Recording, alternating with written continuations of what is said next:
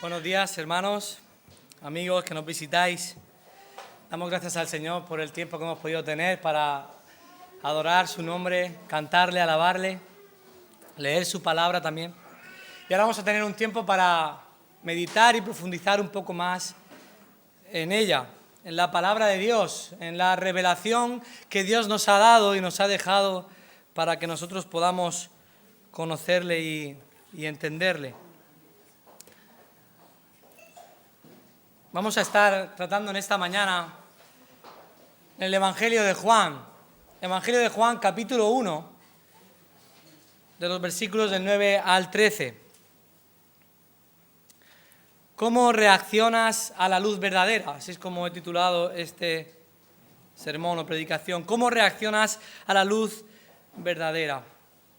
El pasado 16 de mayo, justo hace un mes, se ha celebrado el Día Internacional de la Luz. Quizá ni lo sabías, quizá no lo has celebrado. Este día fue decretado por la UNESCO con el objetivo de que los seres humanos podamos conocer la importancia que tiene la luz y la importancia de los avances y aportes de la luz para el desarrollo de todos los campos y facetas de nuestras vidas. Y sin duda, si nos damos cuenta y pensamos un poco, la luz es un recurso indispensable, ¿verdad? Por un lado, la luz solar que recibimos es la fuente de energía vital para la vida en la Tierra. Sin la luz, las plantas no podrían hacer la fotosíntesis, no se podrían producir alimentos, los seres vivos no podrían respirar y por ende no podría haber vida en la Tierra. La luz permite las estaciones climáticas que forman el ciclo de la naturaleza y logra la estabilidad de las temperaturas para permitir la vida. Necesitamos la luz para comer, necesitamos la luz para ver, necesitamos la luz para respirar, en definitiva necesitamos la luz para la vida. Ahora bien, es interesante observar que aunque la luz es indispensable y la necesitamos todos los seres vivos para la vida, no todos los seres vivos reaccionan igual ante la luz solar. En la naturaleza observamos diferentes respuestas o reacciones ante la misma luz solar. Y esta realidad la observamos especialmente en los animales. Todos los animales reciben la misma luz cuando amanece, pero las reacciones son diferentes. Por un lado, los animales nocturnos rechazan la luz.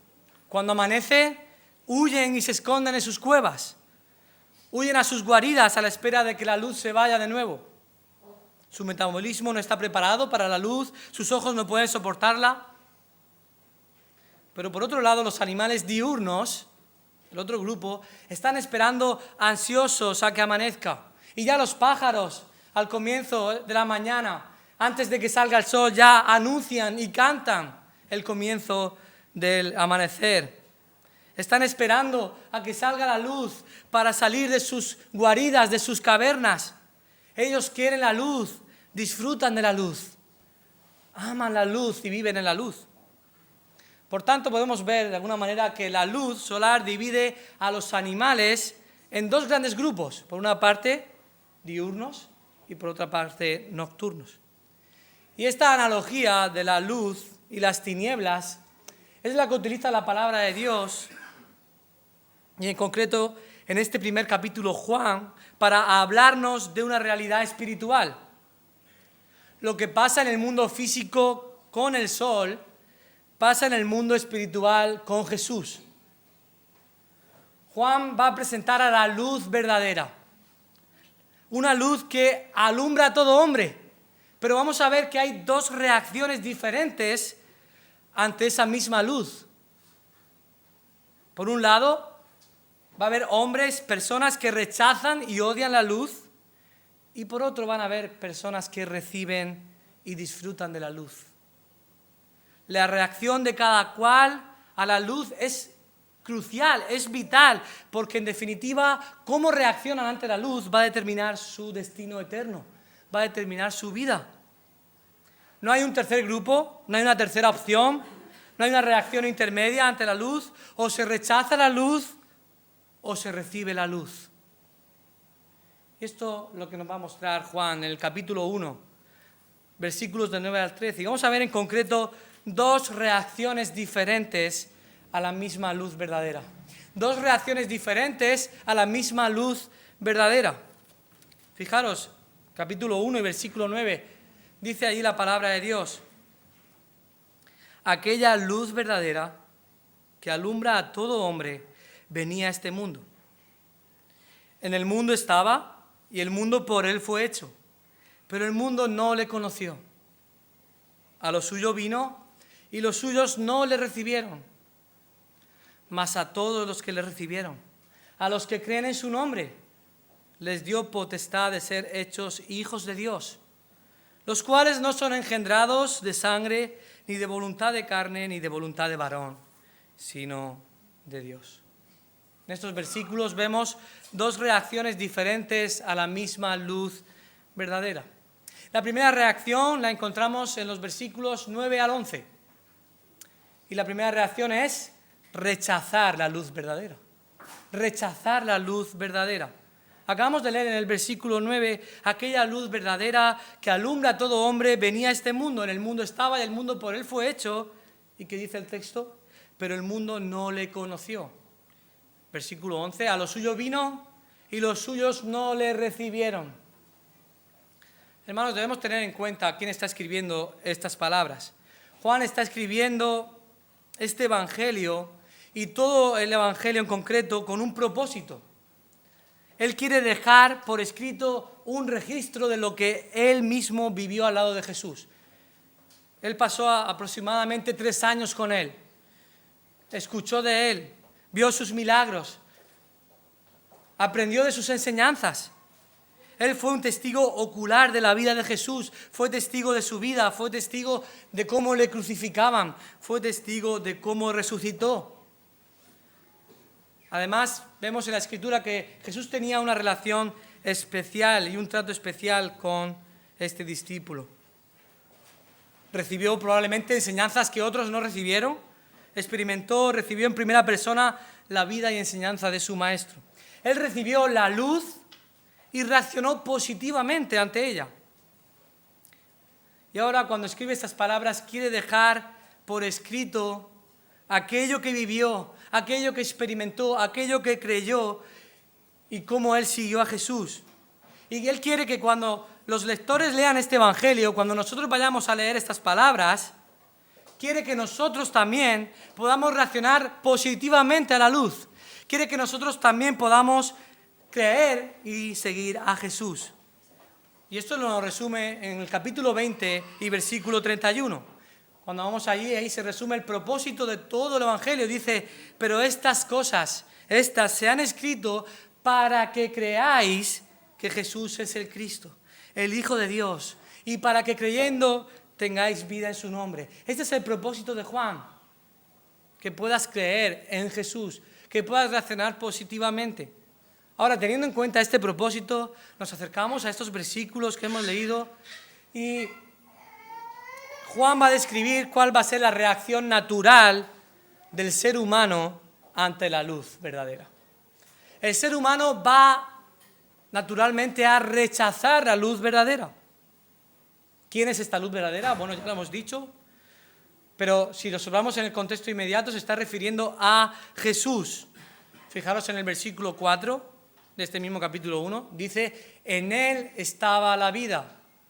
¿Quién es en él? Lo vemos en el versículo 1. El verbo, que era Dios, Jesús, el verbo encarnado. En él estaba la vida y la vida era la luz de los hombres. Jesús es la luz de los hombres.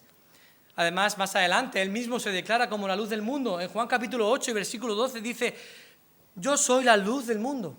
El que me sigue no andará en tinieblas, sino que tendrá la luz de la vida.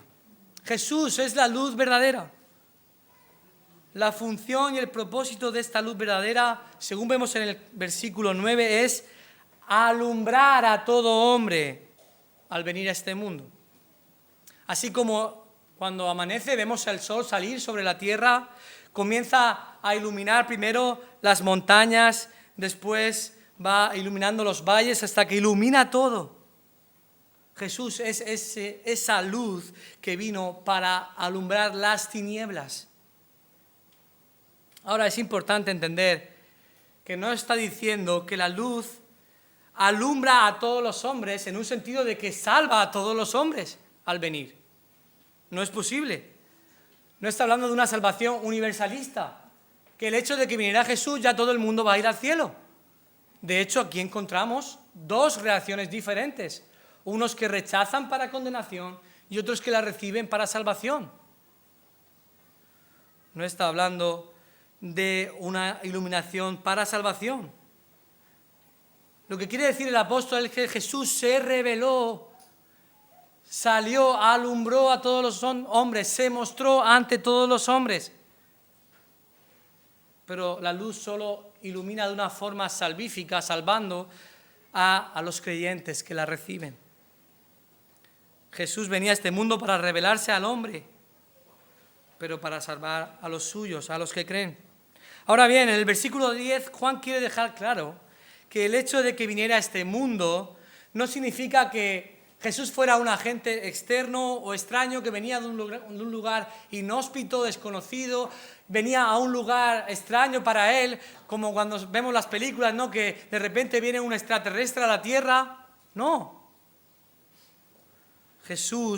Juan va a describir que Jesús realmente venía a algo que le pertenecía, a algo que era suyo. Y esto lo observamos en los versículos 10 y 11. En el mundo estaba, versículo 10, y el mundo por él fue hecho, pero el mundo no le conoció. A los suyos vino y los suyos no le recibieron. Estos versículos nos afirman que Jesús venía a aquello que era suyo y donde él estaba. Y aquí está hablando durante todo el capítulo de la encarnación, de cuando Dios se hizo hombre en la persona de Jesús, y ese es el tema central de toda la sección. Jesús vino al mundo, Él se encarnó. No solo estaba en el mundo, sino que además nos afirma que Él fue el creador del mundo. El mundo por Él fue hecho. Está hablando de la tierra. Fijaros en el capítulo 1 y versículo 3, donde estamos estudiando también. Todas las cosas por Él fueron hechas, y sin Él nada de lo que ha sido hecho fue hecho. ¿Quién hizo todas las cosas según este versículo? Jesús estaba en la creación. El mundo por Él fue hecho y vino al mundo que era suyo. No era extraño para Él.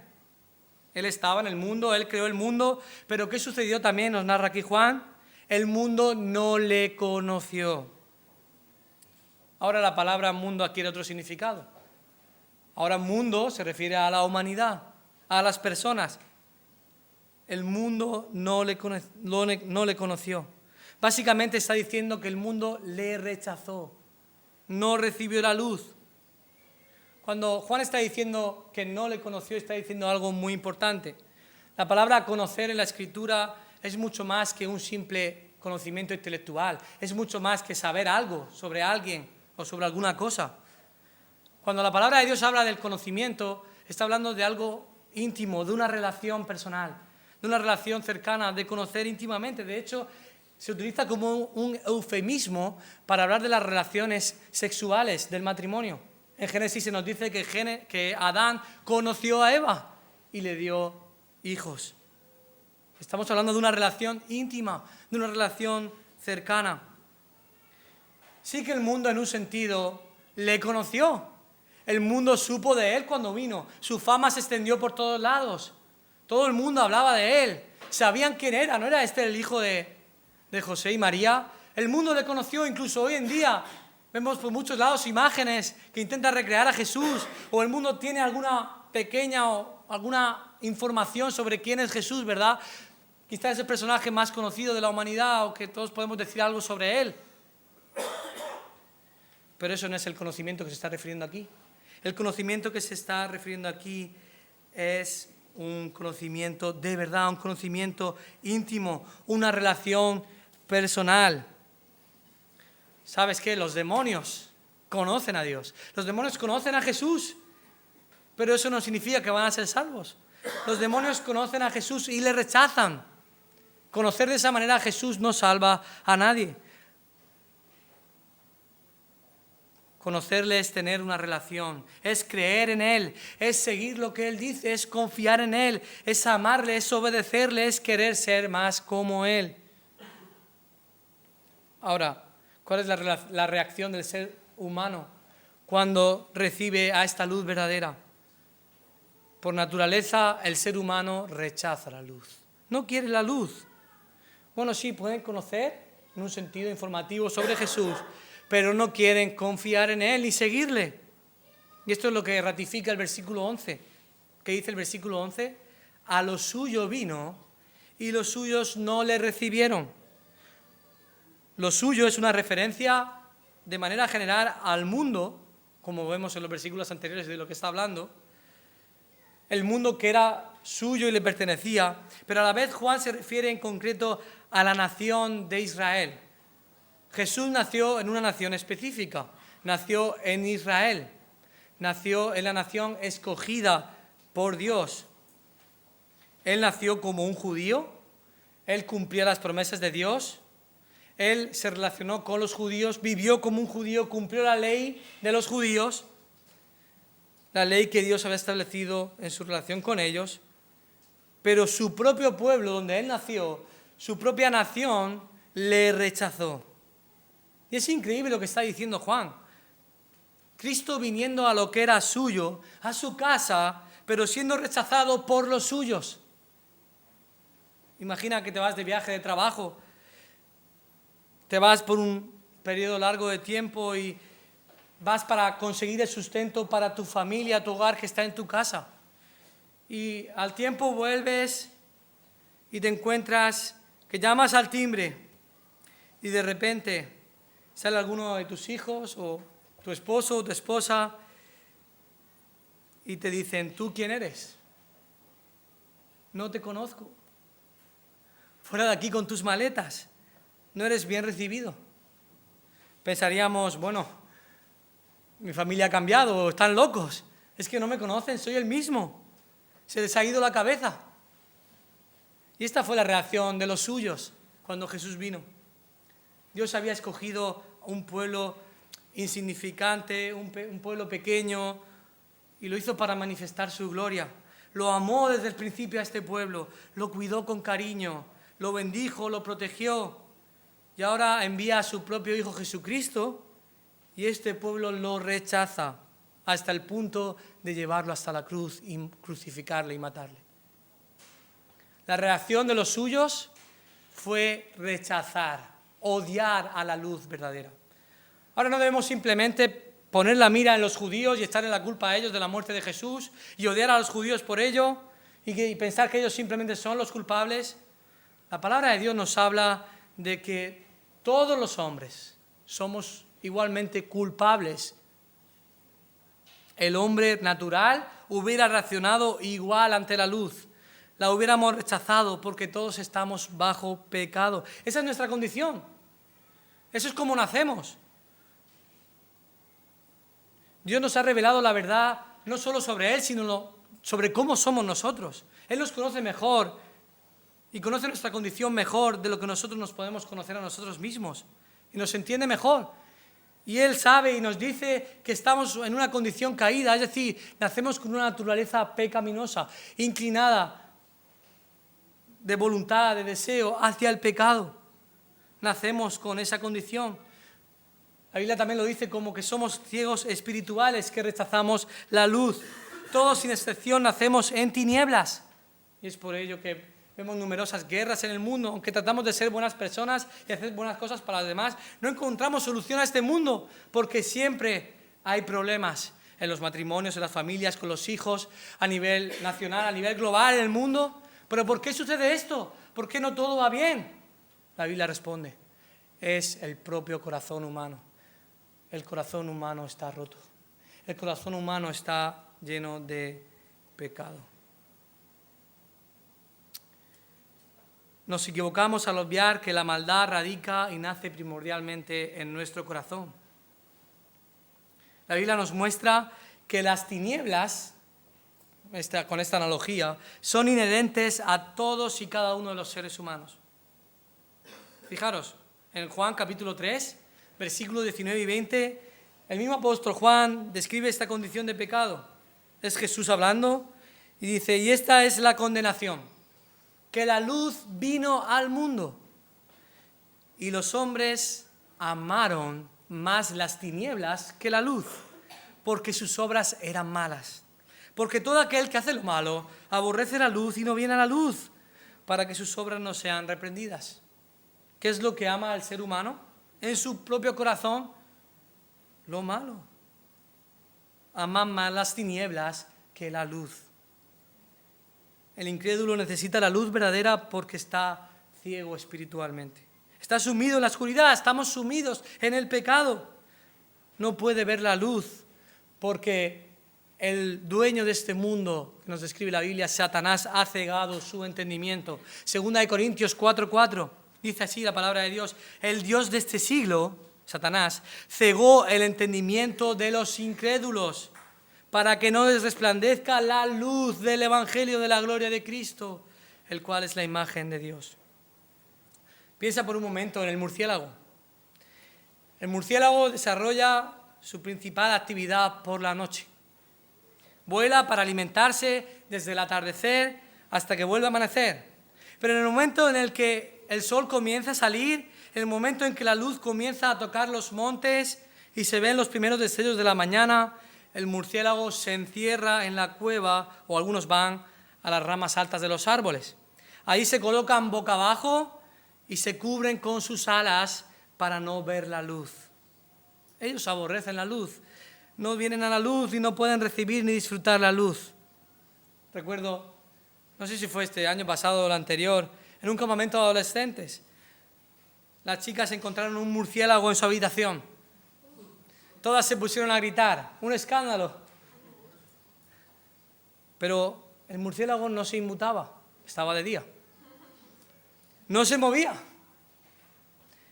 No podía volar porque era incapaz de resistir la luz solar. Gracias a un chico valiente que no tenía miedo, entró, lo sacó, lo llevó a un árbol para que pasara allí el resto de la tarde. Pero era evidente que el murciélago no podía realizar su actividad porque estaba a la luz del día. Y esta es la reacción natural de todo el que ve la luz y escucha el mensaje. Y fue la respuesta de muchos al escuchar a Jesús. En Juan 10:25 nos dice, os lo he dicho, dice Jesús, os lo he dicho y no creéis.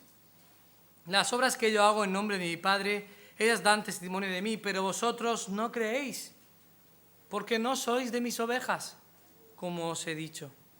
Además, el versículo 31 nos dice que después tomaron piedras para apedrear a Jesús, porque rechazaban y odiaban la luz. Es la reacción natural del hombre que está en tinieblas, es odiar y rechazar la luz. Otros le dijeron a Jesús, este demonio tiene. Otros, ya te oiremos en otro momento, no nos interesa. Otros, ese está loco. Pero de una manera más clara y evidente, el ser humano rechazó a Jesús y odió la luz en el momento de la cruz.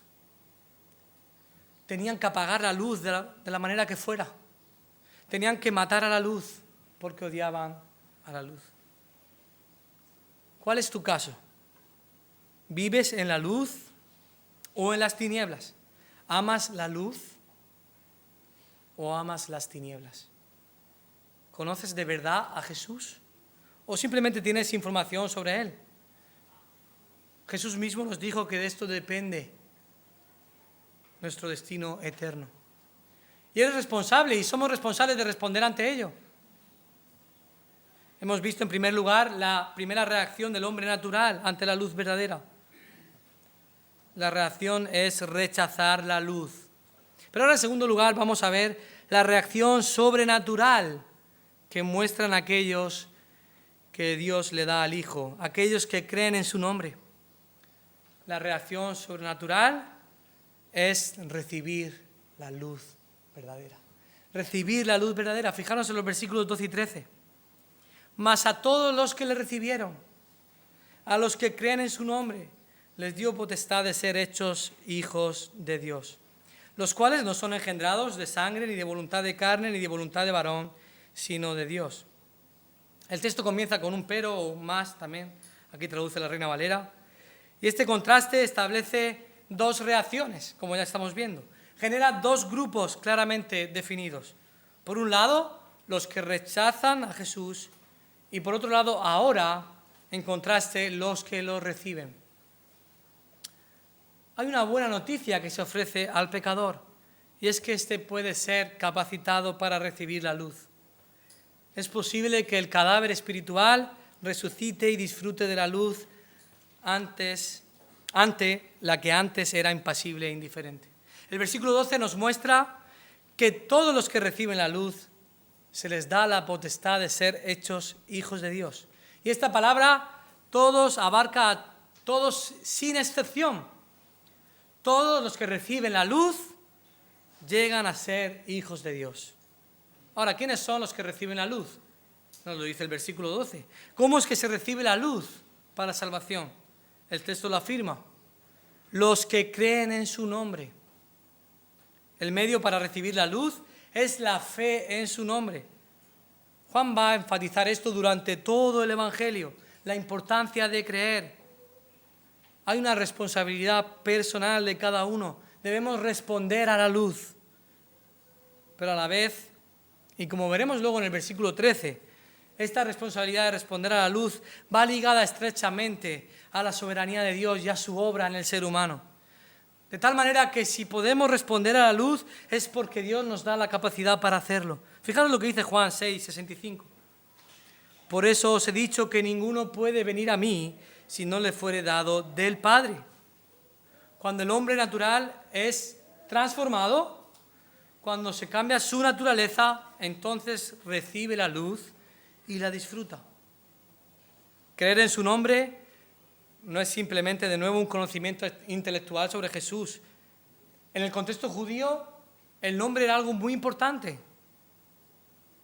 Creer en el nombre de alguien es creer en todos sus atributos, en quién es Él, abrazar que Él es Dios, abrazar que Él fue hombre, confiar en Cristo como único y suficiente Salvador. Creer en su nombre es manifestar arrepentimiento de tus pecados y un deseo de seguirle y obedecerle. Además, el griego lo describe como una acción continua de transformación. Confiar, amar a Dios constantemente. El creyente recibe la luz por medio de la fe. Pero no solo la recibe, sino que la disfruta. Es algo de lo que disfruta. Ahora puede ver la realidad en todo su esplendor. Al igual que cuando la luz del sol ilumina la tierra y entonces puedes contemplar los paisajes, puedes ver los diferentes colores, las montañas, la maravillosa gama de colores que se desprenden de los diferentes elementos de los seres vivos. Cuando una persona recibe la luz verdadera, recibe bendiciones inexplicables y comienza a disfrutar aquello que antes odiaba y aquello de lo que antes se escondía. Y una de las bendiciones la encontramos aquí en el versículo 12. La potestad de ser o de llegar a ser hijo de Dios. Fijaros en el versículo 12. Mas a todos los que recibieron, a los que creen en su nombre, les dio potestad de ser hechos hijos de Dios. Una traducción más exacta sería de llegar a ser hijos de Dios. Esta potestad se refiere a un poder, un derecho, una capacidad de ser algo que antes no se era. El creyente recibe la luz por gracia, como un regalo. Obtiene por gracia pertenecer ahora a una nueva familia. Este es el concepto. La adopción es adoptado en la familia de Dios. El mismo apóstol Juan lo dice en 1 Juan capítulo 3 y versículo 1. Esta adopción es fruto de su amor. Dice allí, mirad cuál amor nos ha dado el Padre para que seamos llamados hijos de Dios. Fruto del amor de Dios, los que reciben la luz ahora pueden disfrutar la luz y ser hijos de Dios. Y esto es un privilegio. Pensemos por un momento en el término de la adopción. Una familia que tiene hijos naturales y de pronto recibe a un hijo adoptivo. No por ser adoptivo, es un hermano de rango menor, no es tratado peor que los demás, al menos eso esperamos, ¿verdad? Cuando un hijo es adoptado, pasa a tener todos y cada uno de los privilegios que tiene un hijo natural. recibe los mismos derechos, recibe la misma herencia, el mismo apellido, todo lo que corresponde a un hijo natural, ahora lo recibe también el hijo adoptivo. Y esto es lo que sucede también en nuestra salvación. Cuando Cristo cambia nuestro corazón, cuando la persona recibe a Cristo por medio de la fe, entonces hay un cambio para que nos entendamos del libro de familia. Pasa de ser hijo de las tinieblas a ser adoptado como hijo de la luz. Se produce una adopción, se llega a ser hijo de Dios con todos los derechos y bendiciones que eso conlleva. Ahora, para terminar, el apóstol quiere dejar claro cómo es que esto sucede. ¿Cómo es que una persona puede llegar o llega a ser hecha hijo de Dios? Si el hombre por naturaleza aborrece la luz, ¿cómo es que ahora puede ser adoptado en aquello que antes aborrecía? Juan nos explica cómo es esto. Y lo vemos en el versículo 13. Es por la voluntad de Dios que este nuevo nacimiento, que esta transformación sucede. Versículo 13. Los cuales no son engendrados de sangre, ni de voluntad de carne, ni de voluntad de varón, sino de Dios. Juan continúa con el símil de la familia. Piensa en un niño que acaba de nacer. Ahora tendremos en un momento la oportunidad de orar por Bruno, que ha nacido hace pocos meses. Damos las gracias por su vida. Pero fijémonos, Bruno no decidió nacer. No decidió llamarse Bruno. No decidió por sí mismo ser concebido en el vientre de su madre. No eligió a sus padres. No dijo, mis padres quiero que sean Rosen y Victoria, y lo fueron. Sino que fue al revés, fue sus padres los que han decidido concebirlo. Entendiendo que, por supuesto, los hijos son una herencia de Dios y que en su soberanía se los ha dado. De la misma manera, hermanos y amigos, es la soberanía de Dios. Es Dios el Rey sobre todas las cosas y sobre el corazón humano. Es el que obra en la salvación particular de cada creyente. Jesús le dijo a Nicodemo, Juan 3:6, lo que es nacido de la carne, carne es. Y lo que es nacido del Espíritu, Espíritu es. Es decir, el nuevo nacimiento no puede darse por los medios naturales y carnales del ser humano, porque carne engendra carne. Y para explicarlo ahora en este versículo, Juan muestra 3 vías carnales en las que el hombre intenta nacer de nuevo por sus propios medios y que no pueden producirse. 3 vías por las que el hombre busca salvarse. Busca ser regenerado y engendrado y volver a nacer. Pero no es así, como lo dice la palabra de Dios. En primer lugar, el hombre intenta salvarse por la voluntad de sangre. Y dice aquí el texto, no es por la voluntad de sangre. ¿Qué quiere decir la voluntad de sangre? Quiere decir que el nuevo nacimiento, nacer de nuevo, regenerarse, no se obtiene por medio de la herencia racial o étnica. No eres salvo por pertenecer a una familia especial. Como en la antigüedad vemos que si tú nacías en la familia de la realeza, te iba a tocar ser rey. Todavía hoy se mantiene. No eres salvo por pertenecer a una familia específica. No eres salvo porque tus padres lo son o lo fueron o porque creyeron.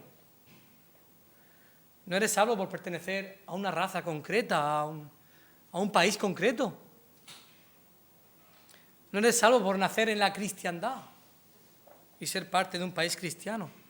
Y los judíos tenían un problema grande con esto, con esta afirmación, porque ellos pensaban que por ser hijos de Abraham, por ser descendientes de la nación judía, entonces como consecuencia eran hijos de Dios y iban a ser salvos. No. Da igual si eres judío, si no lo eres, y por lo tanto te denominas gentil, como dice la Biblia, si eres bárbaro, escita, si eres europeo o americano, si perteneces a la nobleza o no, si tu piel es de un color o de otro, nada de eso te lleva a la salvación ni la determina. En segundo lugar, tampoco puedes ser salvo por la voluntad de carne, dice el texto. ¿Qué quiere decir esto? No depende de uno mismo, de tu voluntad, de tus propias obras. Todo lo que puedas hacer no es suficiente, no te lo puedes ganar, no es válido, No puedes llegar al cielo porque has sido buena persona y todo el mundo te ha querido. Ese no es el medio para llegar al cielo según las Escrituras. No puedes llegar al cielo sin una transformación del Espíritu, por tu propia voluntad, por tu propia decisión, sin la obra del Espíritu. El ser humano, fijaros, esta analogía, es un animal nocturno. No puede convertirse en un animal diurno, a no ser que cambie su naturaleza, que se convierta en otro animal. Eso es lo que dijo Jeremías en el capítulo 13, versículo 23. ¿Mudará el etíope su piel? ¿Podrá cambiar su piel? ¿Podrá el leopardo cambiar sus manchas? Así también podréis vosotros hacer bien, estando habituados a hacer mal. No hay nada que puedas hacer para cambiar tu estado. Es por eso que es por gracia y no por obras. De lo contrario sería por obras y sería una deuda que el Señor tendría que pagarte a ti porque te la merecerías por lo que has hecho. Pero no, es por gracia, es un regalo de Dios porque no te lo mereces. En tercer lugar, la salvación no es por voluntad de varón, dice el texto. Es decir, no es posible por un sistema que el hombre pueda inventar o crear para salvarse. En otras palabras, no hay ninguna religión que te salve. Ni la católica, ni la evangélica, ni la islámica, ni la budista. Ninguna religión, ningún sistema humano te puede salvar.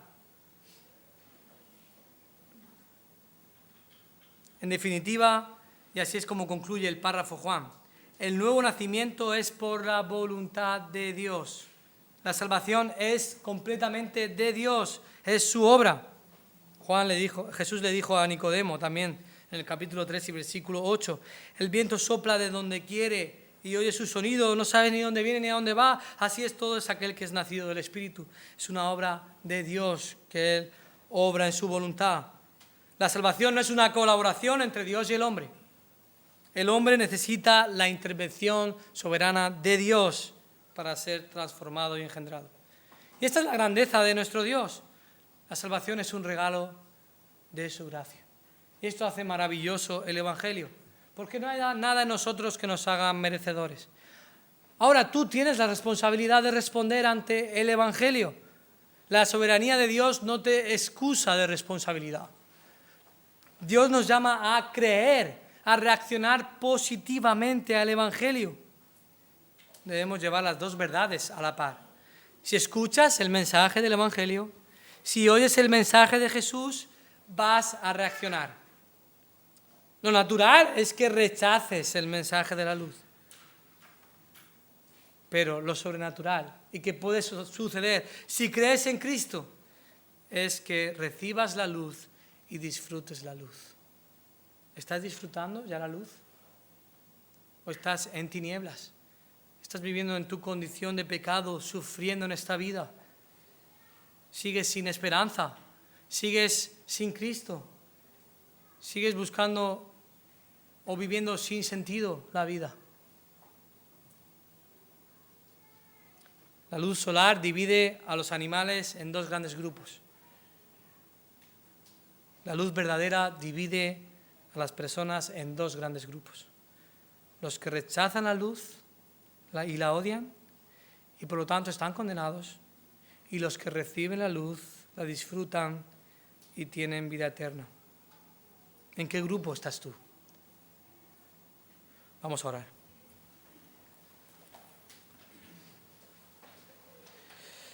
Señor, gracias por tu palabra. Gracias porque podemos en esta mañana abrirla y tratar de exponerla lo más fiel que podemos, intentando ser fieles a lo que tú has revelado, y queremos que estas verdades que tú nos has dado, Señor, sean una realidad en nuestras vidas. Señor, tú dices que hay dos grupos de personas, los que rechazan y los que reciben y disfrutan la luz. Y queremos que en esta mañana, todos los que estamos aquí, seamos de los que recibimos la luz, que no sigamos viviendo en la oscuridad, que no sigamos viviendo sin disfrutar de las bendiciones y maravillas que se encuentran solo cuando el sol sale y amanece, cuando tu luz brilla en nuestros corazones. Señor, gracias porque tú un día viniste a esa tierra. Gracias porque moriste por nuestros pecados. Gracias porque resucitaste y porque nos has salvado. Nos has dado, por medio de la obra de tu Espíritu Santo, vida nueva, un nuevo ser. Has cambiado nuestro llanto en alegría, nuestra tristeza en baile, Señor. Tú nos has dado aquello que no teníamos y es por gracia.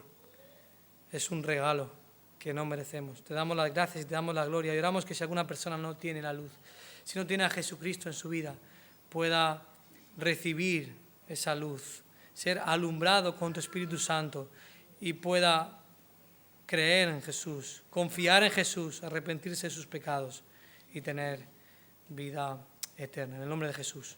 Amén.